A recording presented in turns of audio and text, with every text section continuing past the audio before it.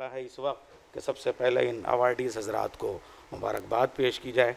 बड़े बड़े अवार्ड आपको मिले, बहुत बड़े बड़े अवार्ड मिले, लेकिन करबला की निस्बत से, मरसिए की निस्बत से, शहर अज़ा में, लखनऊ में अगर कोई अवार्ड पेश किया जा रहा है तो इस जज्बे की आपने कदर फरमाई, तभी आपने जहमत की है और यहाँ तशरीफ़ लाई हैं।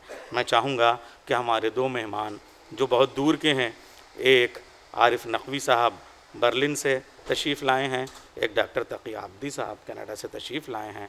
मैं चाहूँगा कि इन दोनों शख्सियात की खिदमत में वक़ार अवध अवार्ड पेश करें। जो मेरे सामने ये कागज़ दिया गया है, इसमें आरिफ नकवी साहब से मैं गुजारिश करूँगा कि मोहतरमा इज़्ज़तमाब कामना प्रसाद साहिबा जो दिल्ली से तशरीफ़ लाई हैं, उनकी खिदमत में एक अवार्ड पेश करें।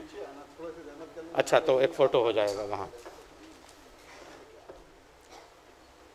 आरिफ नकवी साहब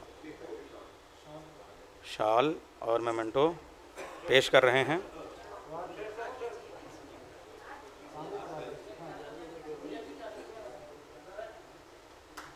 बहुत शुक्रिया।